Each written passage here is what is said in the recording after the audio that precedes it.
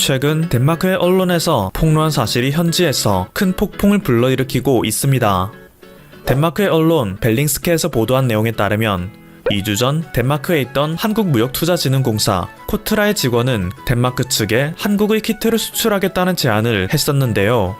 현재 전 세계가 키트 공급난을 겪고 있는 것을 감안한다면 당시 한국 측에서 이러한 제안을 먼저 한 것은 굉장히 파격적이었죠.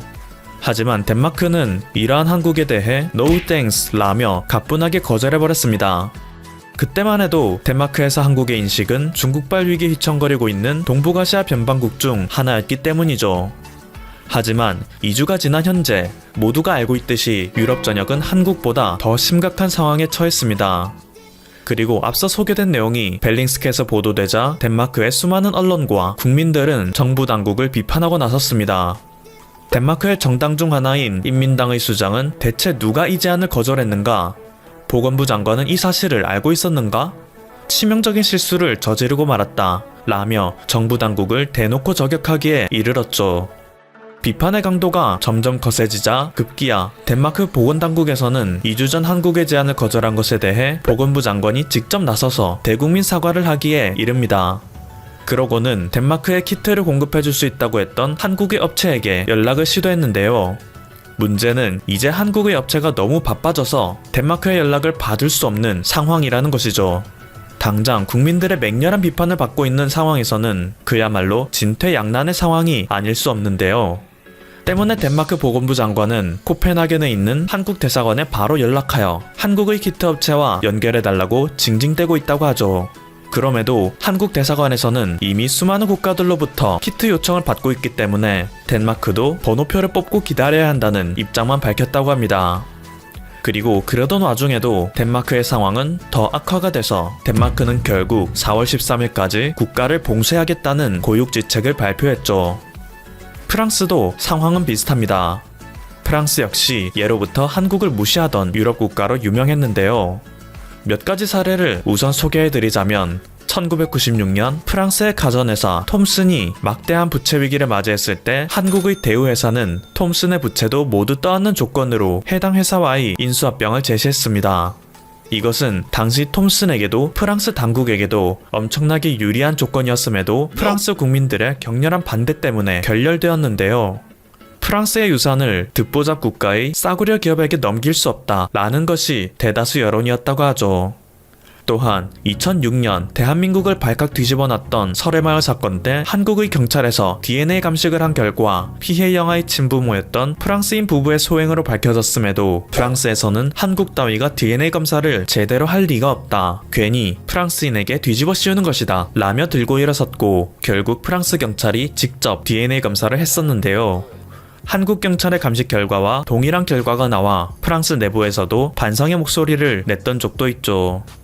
또한 조선시대 병인 양요를 통해 프랑스가 한반도로부터 수탈해간 엄청난 양의 문화재에 대하여 한국 정부가 반환 요청을 할 때마다 프랑스에서는 귀중한 문화유산을 관리할 능력이 한국에겐 없다 라며 거절을 한다고 합니다. 그만큼 프랑스에서는 자국에 비해 한국의 수준을 굉장히 얕보는 경향이 있었던 거죠. 하지만 이랬던 프랑스가 최근 중국발 위기에 대해서는 대규모 축제를 그대로 진행하는가 하면 대통령이 직접 나서서 외출과 모임의 자제를 요청하고 있음에도 여전히 말을 듣지 않는 국민성을 보여주고 있는데요. 이 때문에 프랑스는 3월 24일 기준 한국을 가뿐히 넘기고 세계 7위로 심각한 상황을 보이고 있습니다. 급기야 몇몇 언론에서는 그동안 무시했던 한국과 자국의 현실을 비교하는 기사를 쏟아내고 있기도 한데요. 프랑스의 유명 주간지 르피가로에서 기고한 칼럼이 대표적입니다. 제목부터 이번 위기는 프랑스의 쇠퇴를 보여준다 라며 상당히 강력한 논조의 비판을 보여주고 있죠. 기사는 시작부터 한국과 대놓고 비교하고 있습니다. 중국 옆에 위치한 한국은 가장 먼저 그리고 가장 크게 타격을 입은 나라 중 하나였으나 지금은 진정세에 접어들고 있는 것으로 보인다. 봉쇄와 같은 조치도 하지 않았으며 사람들을 억압하는 조치도 취하지 않았다. 왜 프랑스는 한국처럼 하지 못하는가? 우리는 현실을 직시할 필요가 있다. 한국은 1950년대 세계에서 가장 가난한 나라 중 하나였다. 심지어 아프리카 국가들보다 더 가난했었다. 그러나 지금 한국은 선진국이다.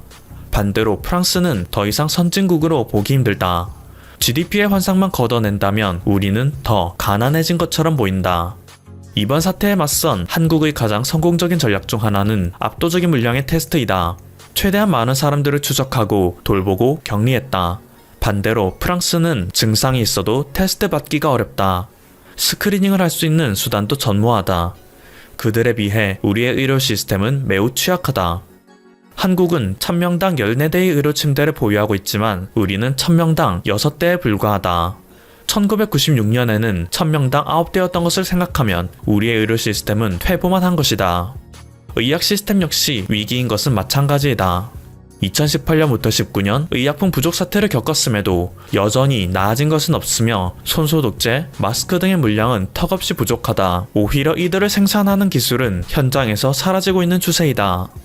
이 분야들은 시장에 마냥 맡겨놓기에는 너무 중요하다 라며 의료 인프라를 시장에만 맡겨 부실해진 자국의 상황을 비판하고 있고 한국의 의료 시스템을 따라야 한다는 논조의 칼럼을 게시했죠. 유럽은 아주 오래전부터 이런 위기와 싸워왔습니다. 그럼에도 아직까지 과거로부터 교훈을 얻지 못하여 방심하다가 큰 피해를 받고 있는 것이 현실인데요. 그동안 무시하기만 했던 아시아의 작은 국가가 자신들보다 선진화된 시스템을 갖고 있다는 것을 본받고 한편으로는 충격을 받고 있는 유럽의 현 상황이었습니다. 지금까지 퍼플튜브였습니다. 여러분의 구독과 좋아요 그리고 알림 설정은 콘텐츠 제작에 큰 힘이 됩니다. 감사합니다. 트럼프 행정부가 임기 막판에 또 한 번 중국을 강하게 압박했습니다. 중국 최대 반도체 파운드리 업체이자 세계 4위 SMIC를 블랙리스트에 올린 것입니다. SMIC 입장에서는 심각한 타격이 예상되고 있습니다. 뿐만이 아니라 중국 반도체 전체에 먹구름이 드리웠다는 분석이 나오고 있죠.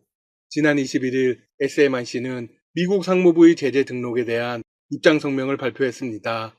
10나노보다 작은 고품질 제품 연구 개발에 심각하게 부정적인 영향이 있을 것이다. 다만 단기적인 회사 운영과 금융에 대한 영향은 제한적일 것이다. 물론 절대로 제한적이지 않습니다. SMIC는 사실상 모든 원재료를 미국으로부터 공급받고 있습니다.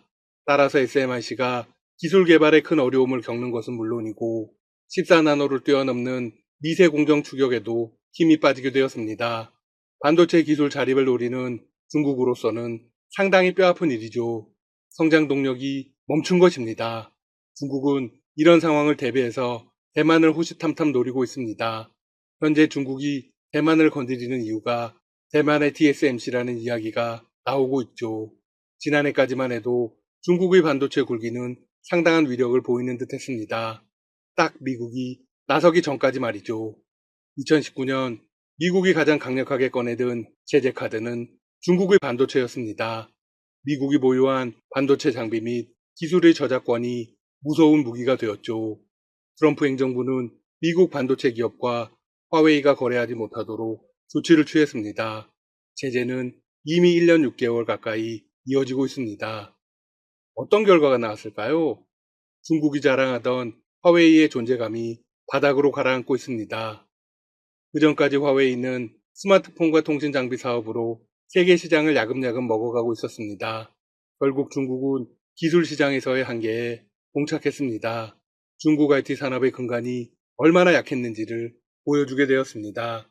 쉽게 말해서 스스로 할 수 있는 일이 아무것도 없다는 것이죠. 자, 그런데 중국의 위세가 약해진 데는 대만도 한몫을 했습니다.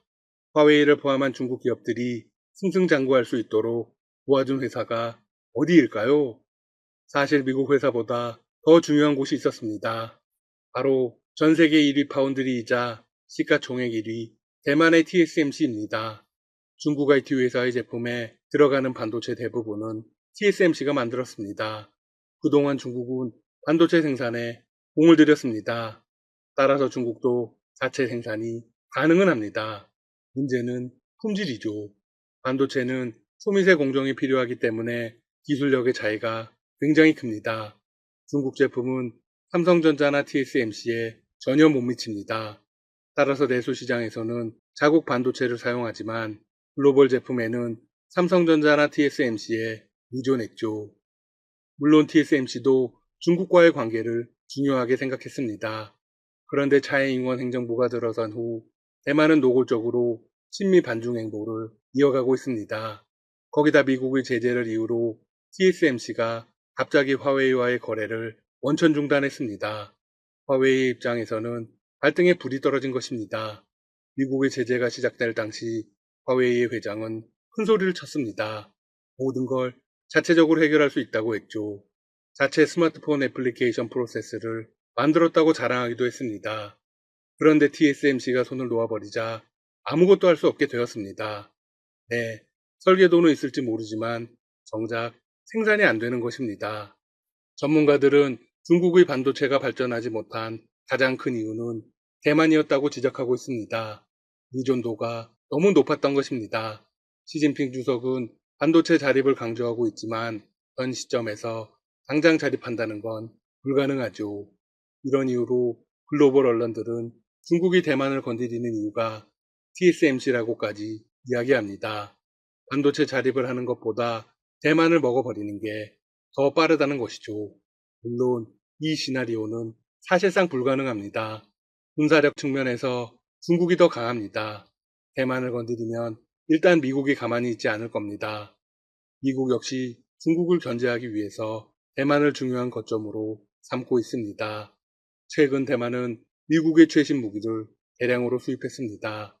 따라서 대만을 침공한다는 건 미국과의 전쟁을 의미하는 것입니다. 물론 대만도 만만하게 당하지는 않을 것입니다. 중국의 한 연구소에서 가상대결 훈련을 실시한 적이 있었습니다. 중국의 최정예군과 대만의 최정예군이 붙었을 때 누가 승리하는지 실험했죠. 어떤 결과가 나왔을까요? 대만군이 중국군을 압도했다는 결과가 나왔습니다. 이에 중국 현지에서는 큰 충격을 받았죠. 올해 들어서 대만을 둘러싼 미중 군사적 긴장도 나날이 커지고 있습니다. 미국의 이지스 구축함이 대만 해협을 수차례 통과하자 최근 중국군도 항공모함 산둥함을 출동시켰죠.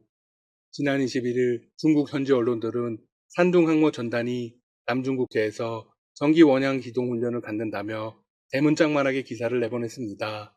전날 대만 해협을 북에서 남으로 지냈다고 발표했습니다. 중국 해군은 앞으로도 훈련 필요성에 따라 동일한 활동을 계속 시행하겠다고 경고한 상황입니다. 이에 대만 국방부도 나섰습니다. 중국 항모가 대만 해협을 통과해 남중국해로 진입한 사실을 확인하고 전군을 동원해 모든 과정을 추적 감시하겠다고 밝혔습니다.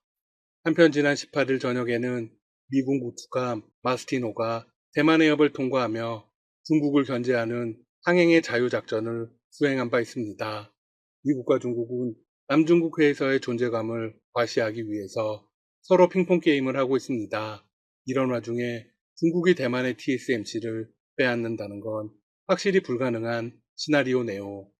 설사 대만을 삼켜 TSMC를 가지고 온다고 해도 써먹을 수 있는 방법은 없습니다. TSMC가 중국 기업이 되는 순간 바로 미국의 제재가 가해질 것이니까요. 게다가 기술 자체를 얻을 수 있다는 보장이 없습니다. TSMC에 소속된 연구진이 모두 대만인은 아닙니다. 글로벌 인재들이 일하고 있죠. 그들이 중국 기업에서 계속 일한다는 보장이 없습니다.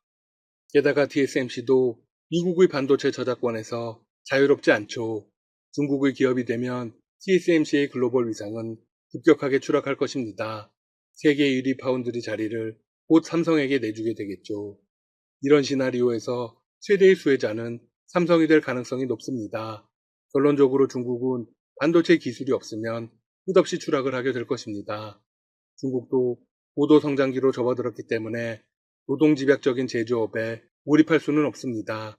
결국 IT가 없으면 최후를 맞이하게 되겠죠. 아무리 상황이 좋지 못해도 계속 기술 자립을 주장할 수밖에 없는 이유입니다.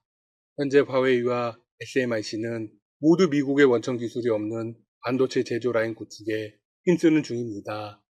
SMIC는 TSMC 최고 기술 책임자 출신을 CEO로 임명했습니다. 어쩌면 현 시점에서 중국에게 가장 필요한 건 삼성일지도 모릅니다. 현재 한국은 미국과 중국 사이에서 중립적인 외교를 잘하고 있기 때문입니다. 중국 현지 언론들은 TSMC의 유일한 경쟁자 삼성전자의 존재가 가장 중요하다는 이야기가 나오고 있습니다. 지금까지 닥터시사TV였습니다. 여러분 시청해주셔서 감사합니다. 구독과 좋아요 부탁드립니다.